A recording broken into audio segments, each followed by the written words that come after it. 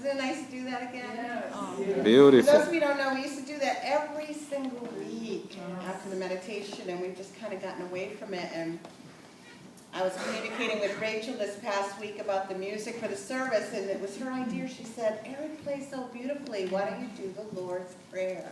So thank you. Thank you so much for that.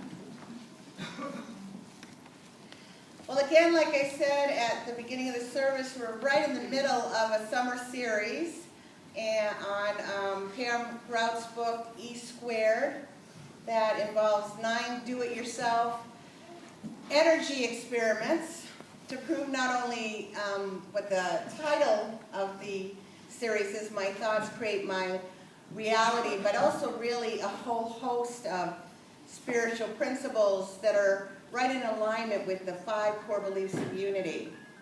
Now, all summer long I've been saying this is a 7-week summer series.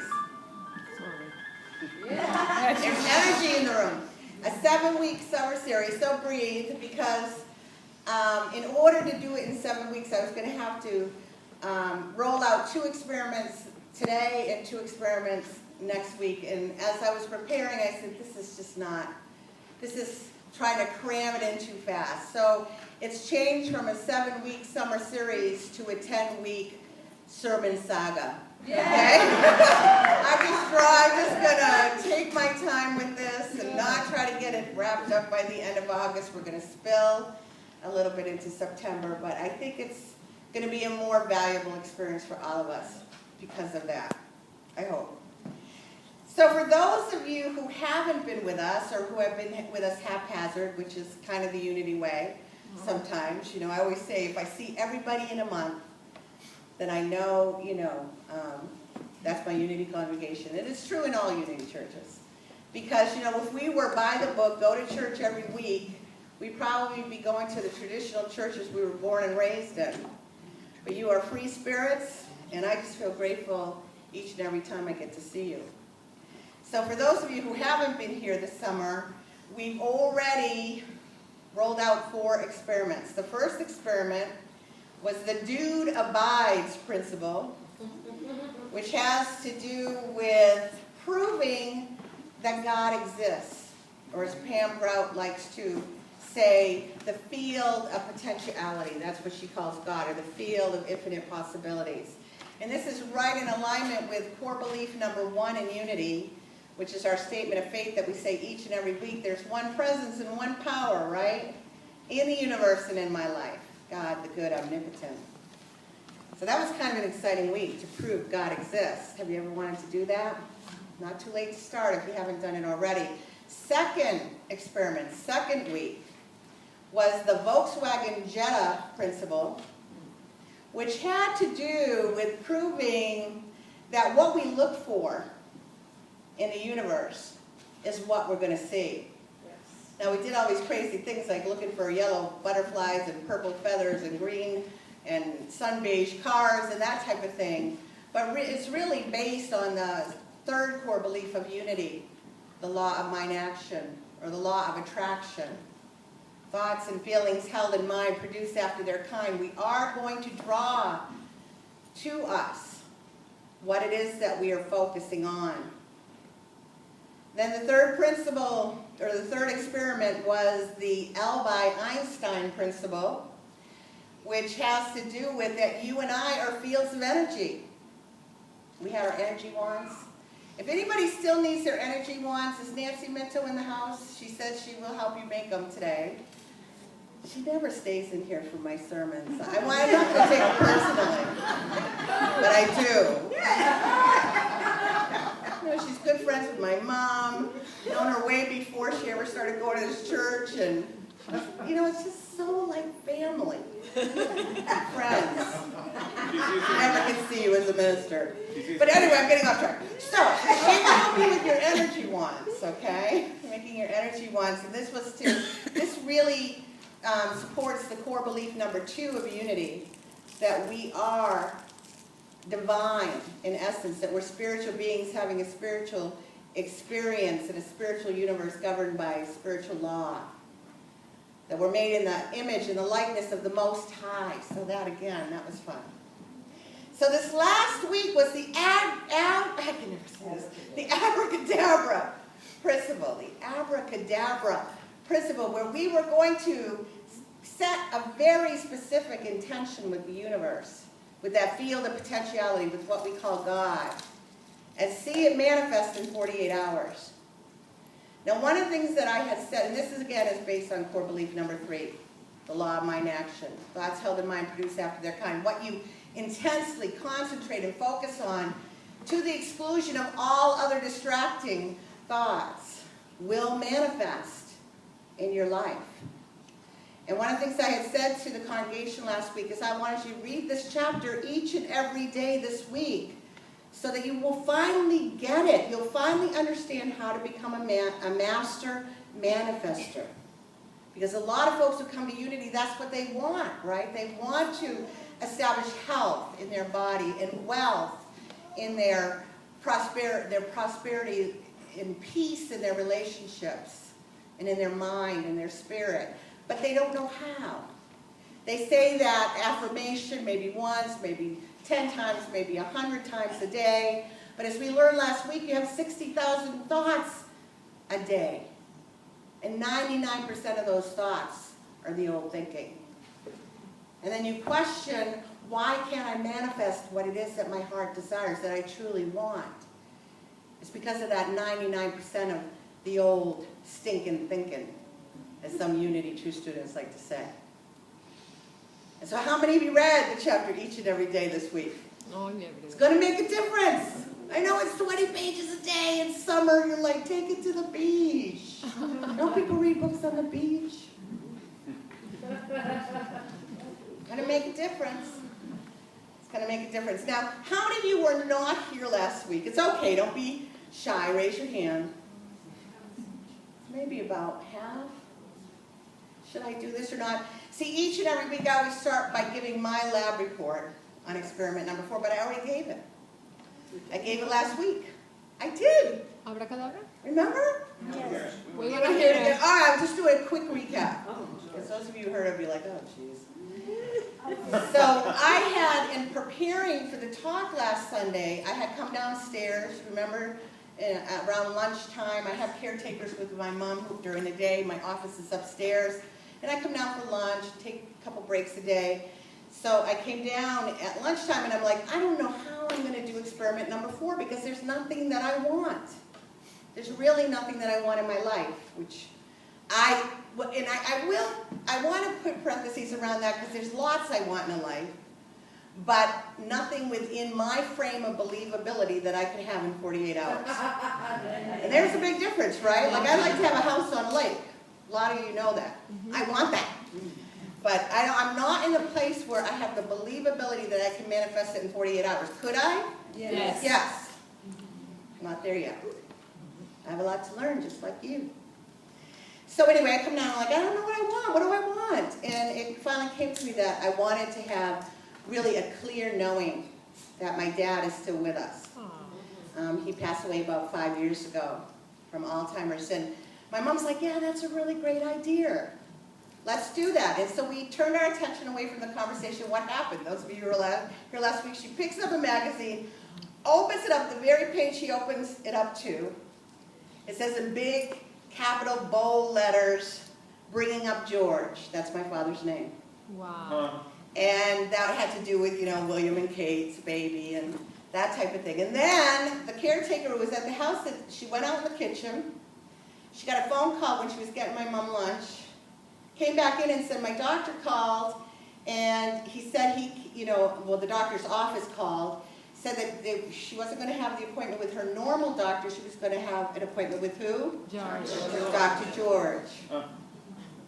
Get it? Then the phone rings, and out of the blue, an old friend of my father, Raul Labordi, is calling to talk to me about Daddy's musical instruments. Wow. And how we could put them to good use. This is somebody who never calls. Mom and I have been talking a lot about how his musical instruments are just kind of dying this slow death in the closet. Because if you don't use musical instruments, what happens? They die. They have to be used. And then there's every time I see red cardinals, I think of my father. It's always been that way. We have this red cardinal figurine hanging in the corner of our living room. And I get up and I'm walking out of the living room totally across from where this thing usually hangs, and it's on the floor at the steps leading out of the living room. I almost walk right on it. And last but not least, when I had written the last line of my talk last week, it came down 6 a.m. It was 6 a.m. in the morning. Turn on the radio, and there on the radio is a song that always makes me think of my father, I'll Fly Away. So that was my lab report last week. I didn't have to do it again because I'm like, I get it. I can manifest whatever I want, whenever I want, if I believe it. Yes. If I believe it. So, time for lab reports. Natalie, I'm going to give you the mic. Run around. Take testimonies. Oh, like Vanna. Test. That's what you do. So, anybody want to testify? Here we go, Jean Marie. Oh. Even though I haven't been here, I've been following along. Because I work with DJ and her mother. Anyways, my brother passed away 5 years ago, I think right after your father. And so I just kind of like to know once in a while if he's around. And so she told me what happened with her. I said, okay, Roy, I'd like to know if you're still around. And my brother was a fix-up guy, always giving me different things to keep me going with different, like, flashlights, fixing my car, stuff like that. So anyways, I was in my kitchen, and my bedroom is off the kitchen, and I hear this noise in my bedroom. What's that? And there's nobody in my room, in my bedroom. I see my grandson in the kitchen, so I go in, and it was loud enough for me to hear to get my attention. So I go in, I'm looking around, I was like, you know what? And then I looked towards my closet, and there's 2 big batteries and part of a flashlight. I said, this is crazy. This has got to be Roy. Because he was always making sure I had a flashlight and had batteries. Wow. And I looked around. I can't find the rest of that flashlight. So I know it's Roy. And then I go to look for dog food for my dog, and I find dog food says, oh, Roy. And that was my go-to. Pretty cool. Good.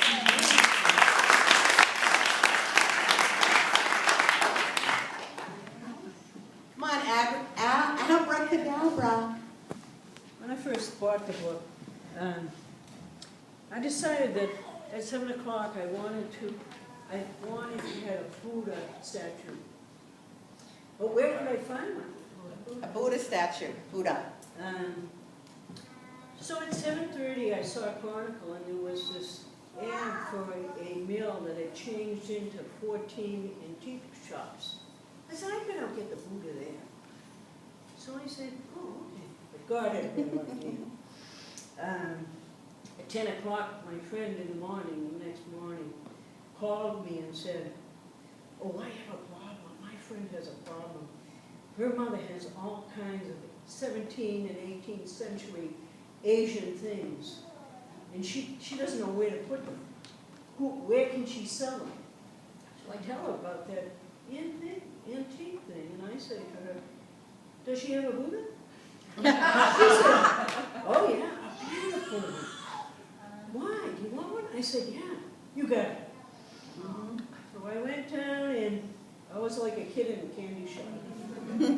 I bought so many things, I had to buy a curio cabinet. So yes, I have my Buddha. Thank you, God.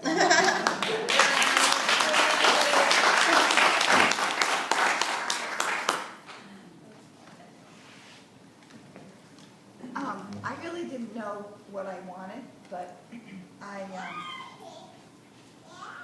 so I'll try to make this really so that it's not taking so long. I had to have some stuff from a chiropractor that my sister works near. So I emailed her and said, can you pick up this product for me? And with vacation times and everything, she's like, I don't know, but I'll do my best. And I'm like, that's okay. If you can't, I'll get it next week. So I give her the order of what I think I want. And after I give her the order, which was like on Monday, because I'm going through this and I'm thinking, oh, I really wanted this other product. But that's okay. I'm not gonna ask because I really want it, but I'll get it the next time. That's okay. And I said to Pat, you know, I wish I had ordered that too. Okay, so there's emails back and forth that she doesn't think she can get the stuff because of all this stuff, and I'm like, okay. Next week, I'll just deal with it. I put it out of my mind, everything is cool. Saturday morning, I woke up late. Pat says, there's an email from your sister. They came in the middle of the night because they had to do something for their other job and put the order in the mailbox. We go out, and the product that I wanted, she had added without even knowing to add. And I have it in my hand.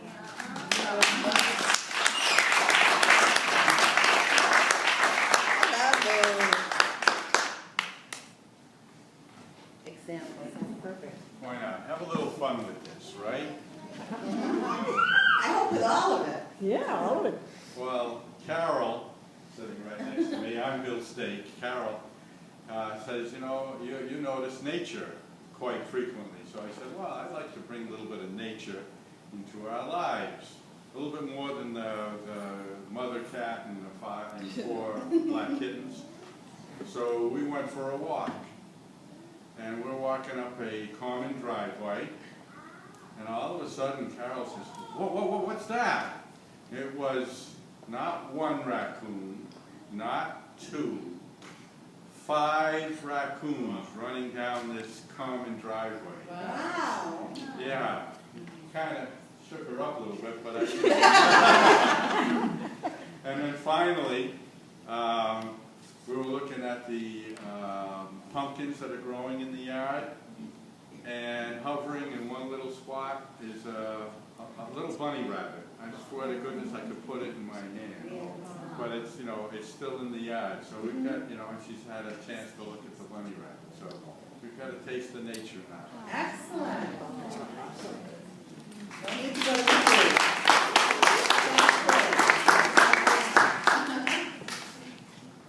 My name's Mike, my wife is Julie. I made an intention on Friday morning, just sitting in my truck on the way to work. I said, well, I would like something to show up $10 or greater. Whatever it is, I don't know, I don't care as long as I know what it is. And then I forgot about it. Then one morning, Julie said, let's go to breakfast. I said, sure. Came back, she said, hey, I'll pay for you. I said, all right. And all of a sudden I clicked it. It says that this is over $10.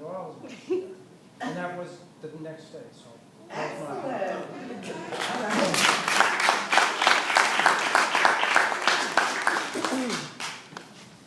my I'm Stella, and my intention was that my husband Tom was going to bring me a bouquet of flowers. Oh. He usually brings flowers once a month or so.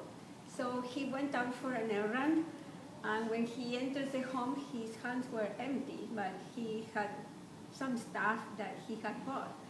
And all of a sudden, he said, I went to Home Depot and bought this for you. And it was a tray full of roses, full of flowers, all sorts of pots and flower pots with flowers. So instead of flowers for a day or a week, I have flowers forever. Permanent.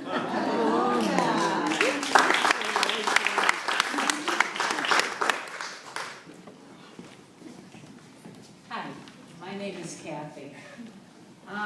Like BJ, I lost my parents a couple of years back, and my mother was into birds. And this summer, in summers past, she's been gone for 3 years now.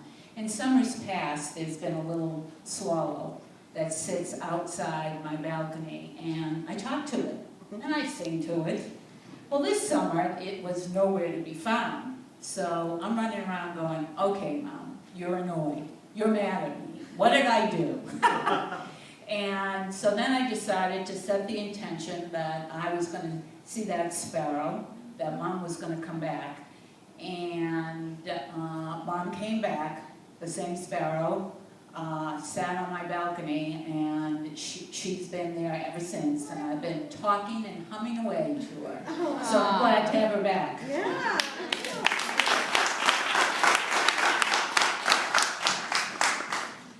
Hi, I'm Carmen, and I just want to say that in April, April, I set an intention to manifest my trip to Unity Village in September this year. And we are talking of the Spanish congregation about this retreat. And I'm the first one there. I say, oh, I'm going, yes, I'm going there.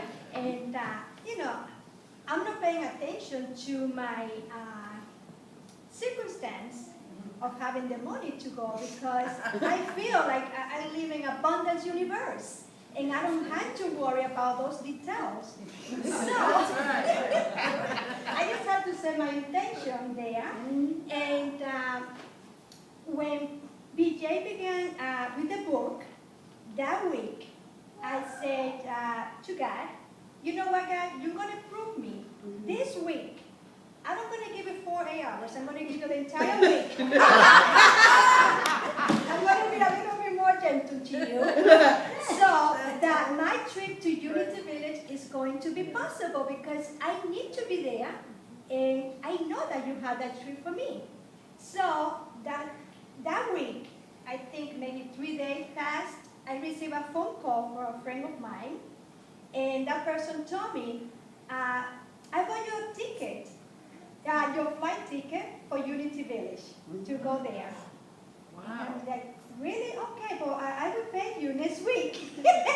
And she said, no. I bought it for you. That is my gift. Because I need to tie, and I'm thinking, I thought about you, tithing this morning on you. So that was one. Then, I'm not worried about the retreat, what I have to pay, because I know that money is there too.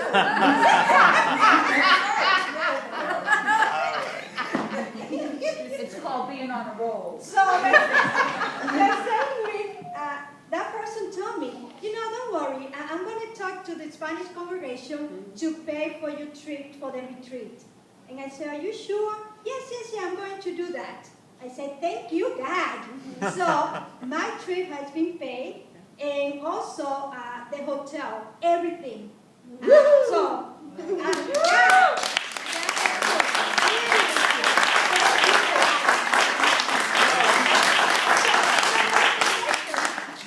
That's a good one. That's a good one to end on. Wow, those are great. And you know, people have more testimonies they can share with each other during fellowship.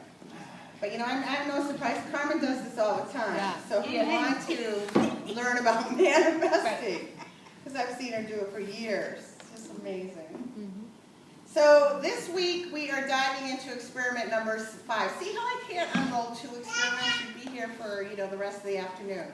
So this week is experiment number 5, the Dear Abby principle. What do you think this has to do with? I love how the FP works, the field of potentiality.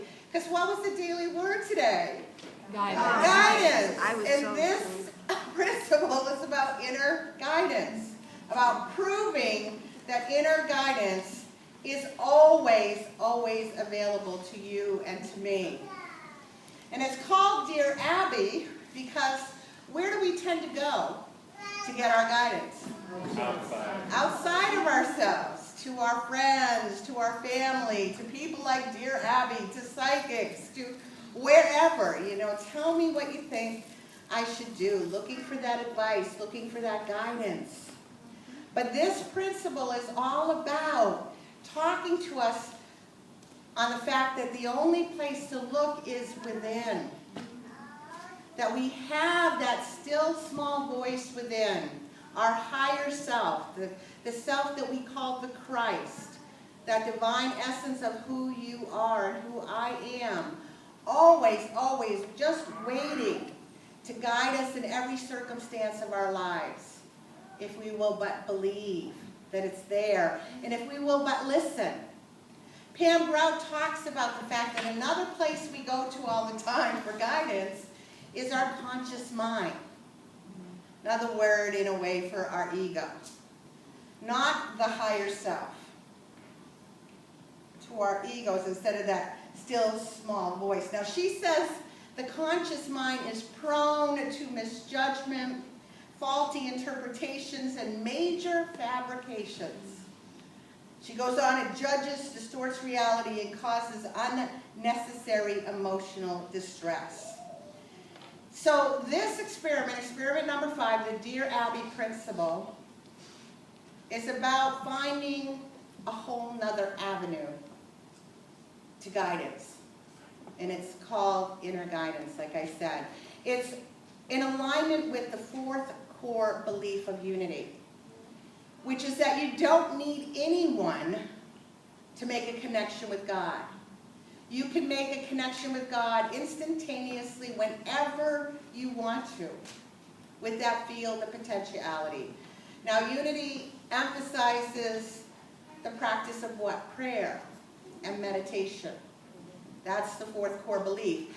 And really, it's the same thing that Pam Brown is talking about in this chapter. It's about getting quiet, getting still, listening, reflecting, being open, being really surrendering to something more than just your conscious, what the Buddhism calls the monkey mind, the chatter, the unceasing chattering that's always trying to advise you and tell you what to do. Pam Brown says that the conscious mind is good for 2 things and 2 things only: identifying problems and formulating goals.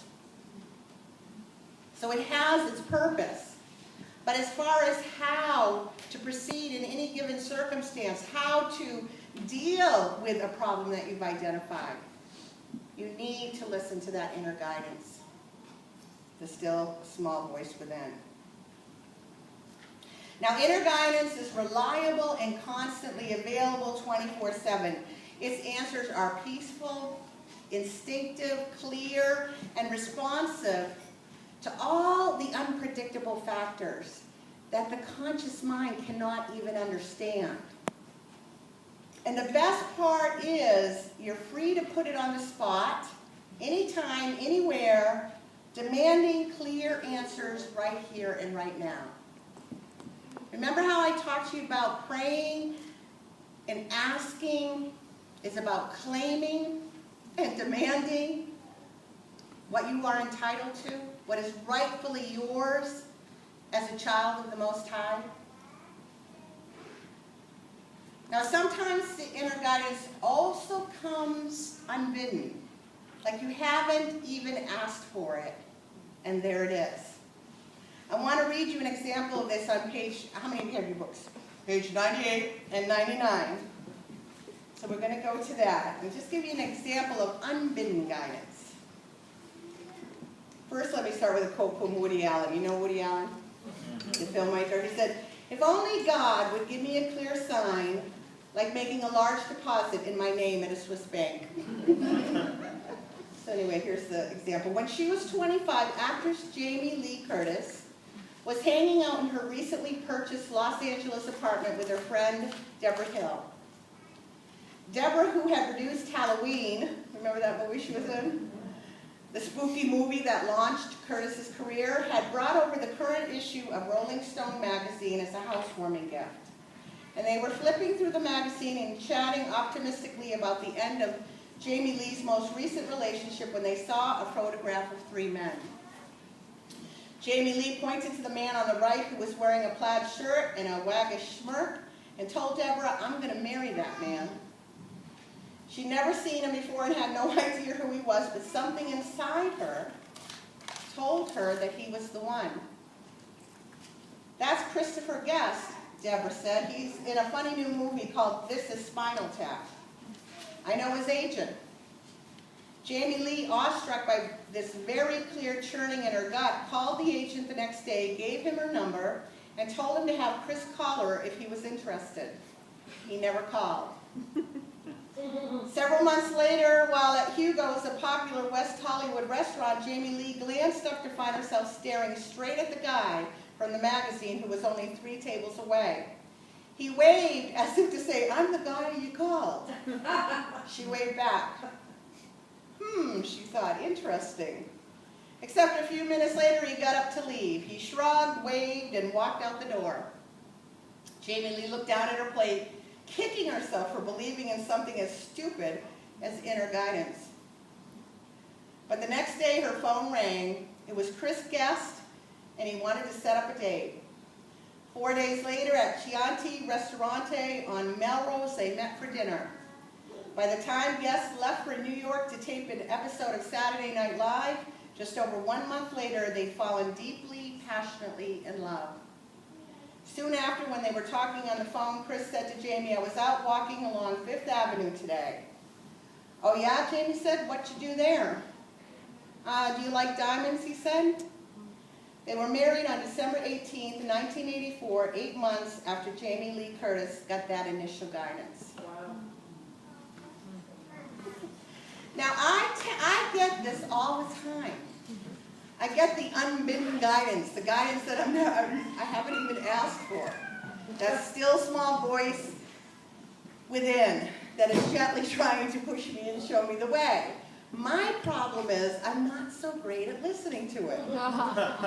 My most recent example just came up, where else? On Facebook. Facebook.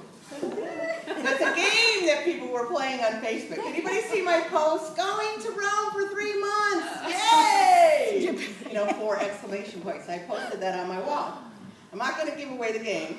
I promised you that. But the thing is, before I posted it, I love playing everything on Facebook. Before I posted it, my still small voice said, "Don't post that. People are going to go crazy." I have a lot of friends on Facebook, and then, I struggle with it back and forth. I finally said, "No, I'm posting it. I'm going to play." So I posted it, and then 50 comments later, and even phone calls at my house, I took it off. I spent my whole day explaining to people, "No, I'm not going to Rome for 3 months." Now, if I had just listened, I knew, it's always there, guiding me, advising me, but my ego, my monkey mind, my chatterbox, my conscious mind, no, I want to do it. All my friends would play, not one friend played. I did. You did? I did. Thank you, Gina. I'll look at your post, okay? But I'm looking, I can tell you how many people I told and they didn't do it.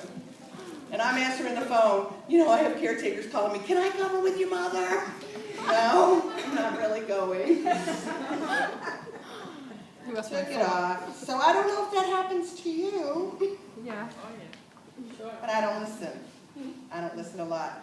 But let's turn to the experiment now. What are we going to be doing together this week to prove the existence of this inner guidance and how much it can bless our lives? So let's go to page 100 and 101. What am I doing? We're almost there. Want to be sure you know the experiment.